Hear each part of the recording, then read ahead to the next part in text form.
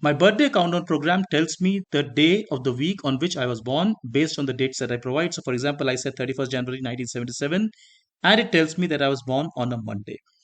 But what about, let's say, my subsequent birthdays? For example, my first birthday, my second birthday, third birthday, all the way until the last birthday that I had. So can I somehow modify this code to also tell me what days of week they were? In fact, that's exactly what we do in this code. Before writing any code, however, I want you to just understand the logic here.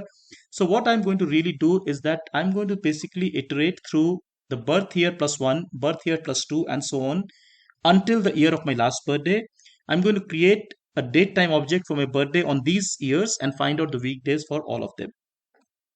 Now, this last birthday requires a little bit more clarity. So, for example, if my next birthday is this year, then the year of the last birthday will be the previous year. And similarly, if my next birthday is next year, that means that for this year, the birthday has already happened.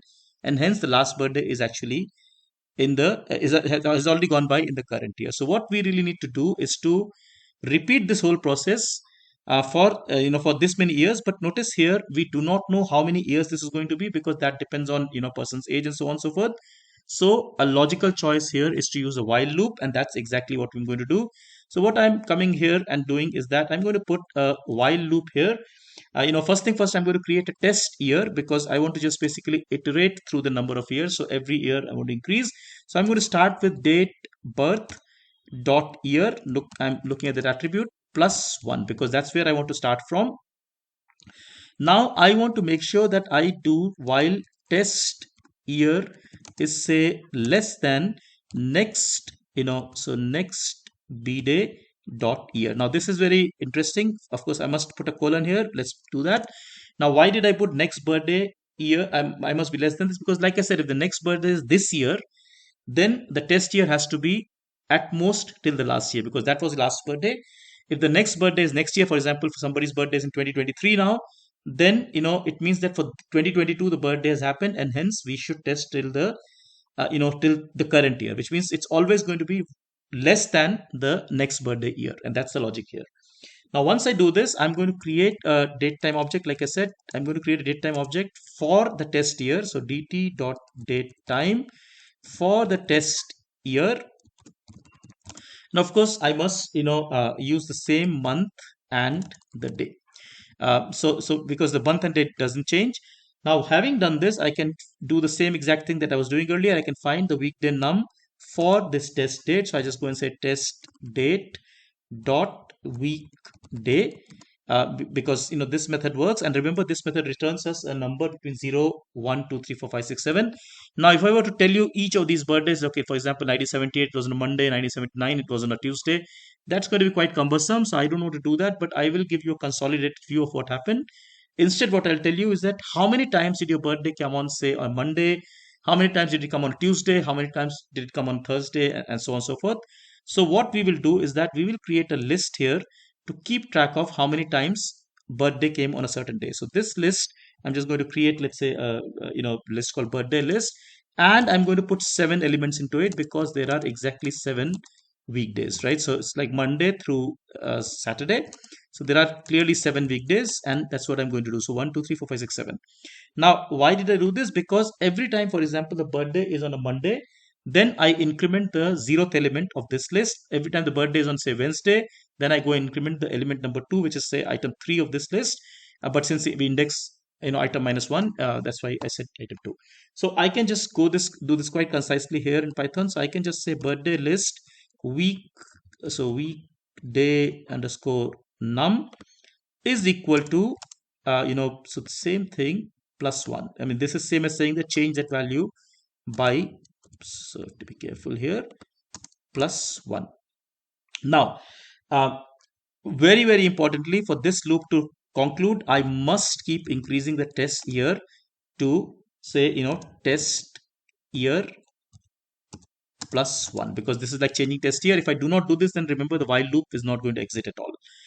Now, just to run my code, make it a little bit more clear, I'm going to print for myself. I'm going to understand what's going on here. So I'm going to print, for example, test year, but I'll put an end of, let's say a space so that it doesn't, go into too many lines and it's kind of easy to read.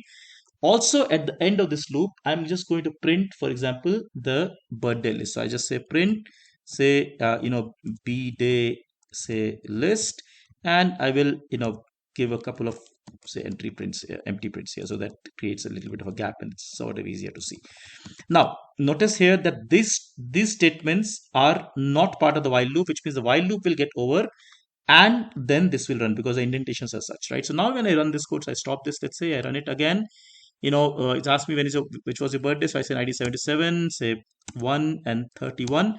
Notice the test year has gone from 1978 till 2022 because my next birthday is actually next year.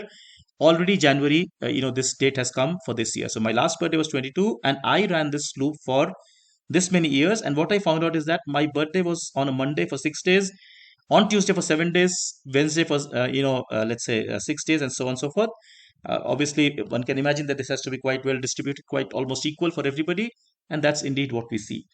Now, to print this a little bit more neatly so that I can make it a little bit more, let's say, user friendly, I can print this with a, basically telling how many times the bird was on Monday, Tuesday, and so on and so forth. So I'm going to use a for loop for this. For loop is, also a repetition, but this time we know exactly how many times we are going to repeat this. In fact, we are going to repeat this for exactly 7 times because that is the number of days in the week, right? So I'm going to say print, and here I'll say, your birth, maybe I just put b day was on a, let's say, and here I can use my tool list, so I can say weekday names. Remember, I've created this list in the past, and I say weekday names kk, and let's say here b day list kk, and comma, say times. Now so I'm going to put the times here. Now, this is interesting because what's happening is that as this loop runs, the value of kk will change. It's going to tell me that my birthday was on a weekday names kk, which means weekday name 0. Birthday list 0, which means on a Monday, so 6 times, on a Tuesday, say 7 times, and so on and so forth. Now, when I run this, it becomes a little bit more interesting, more, let's say, reader friendly. So if I say, for example, let's just try 1987, which month was I born in? So I say, for example, say 2 and say 12. And now it tells me, okay, look, I tested my birthday from 1988 all the way to 2022, again for the same reason.